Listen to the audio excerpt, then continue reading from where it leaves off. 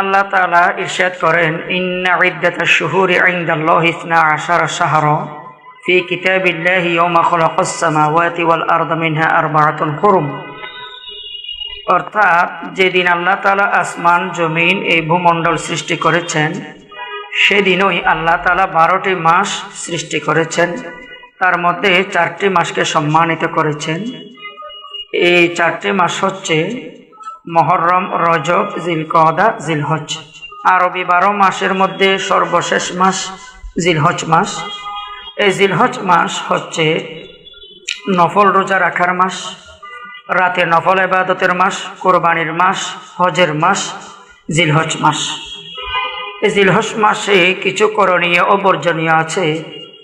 বর্জনীয়ের মধ্যে যেমন অনেকে বলে জিলহজ মাসে বিয়ে শাদী করা জায়েজ নেই। এটি সম্পূর্ণ মিথ্যা কথা, কুসংস্কার, এটি অপসংস্কৃতি। বিয়ে শাদী করা জিলহজ মাসে জায়েজ।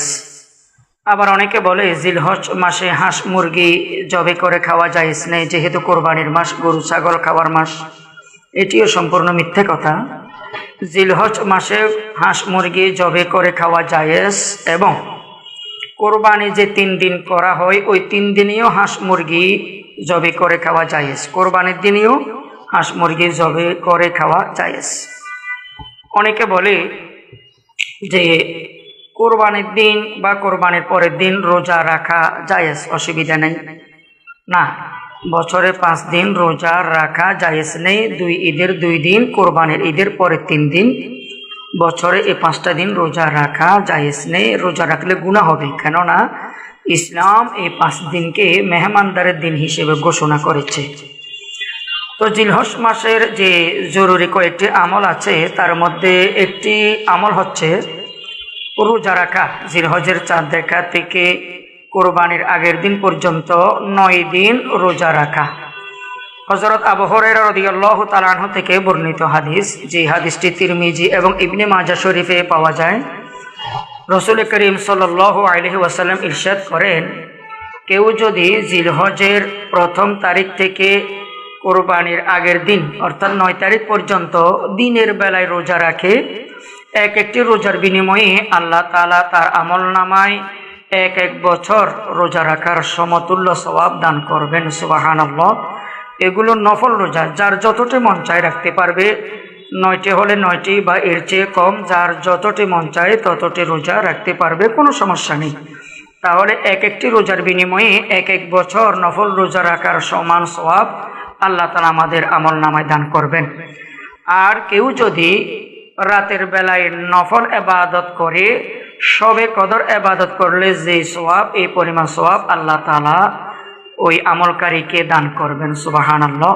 তাই রাতের বেলায় আমরা যত পারি নফল ইবাদত করব, জিকির আজকার করব, তাসবিহ তাহলিল আদায় করব, কোরআন শরীফ তেলাওয়াত করব, দুরূদ শরীফ পাঠ করব, এবং নফল নামাজগুলো আদায় করব। সলাতুত তাহাজ্জুদ, সলাতুত তাসবিহ, সলাতুল শুকর, সলাতুল হাজত ইত্যাদি নফল নামাজ আছে।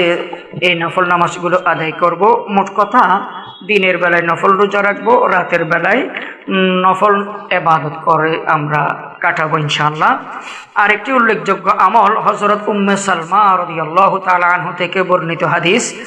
রাসূল করিম সাল্লাল্লাহু আলাইহি ওয়াসাল্লাম ইরশাদ করেন যে জিলহজের চাঁদ দেখা থেকে কোরবানির পশু জবে করা পর্যন্ত এই নখ, চুল, পশম ইত্যাদি কর্তনযোগ্য যা আছে এগুলো যদি কর্তন না করে, না ছাটে, না কাটে, তাহলে কবুলকৃত কোরবানি করার সওয়াব আল্লাহ তাআলা তার অ্যাকাউন্টে দান করবেন।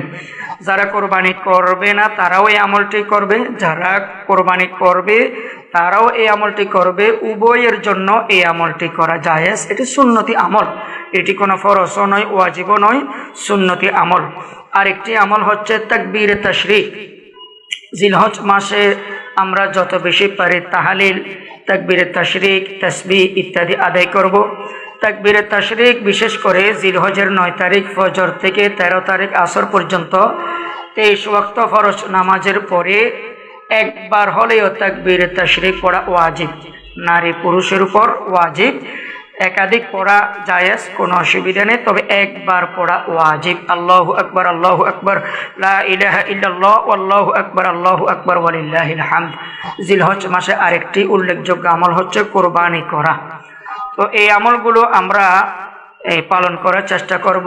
জিলহজের 1 তারিখ থেকে 9 তারিখ পর্যন্ত দিনের বেলায় নফল রোজা রাখার চেষ্টা করব যতটা পারি, রাতের বেলায় নফল ইবাদত করার চেষ্টা করব। আর এই 9টা দিন আমরা চুল, নখ, লোম, পশম এগুলো কর্তন করব না, তাহলে কবুলকৃত কোরবানি করার সওয়াব পাবো। আর যত বেশি পারি নফল ইবাদতের মাধ্যমে জিলহজ মাস আমরা কাটাবো। বিশেষ করে কোরবানি যাদের করার তৌফিক আছে তারা কোরবানি করবে।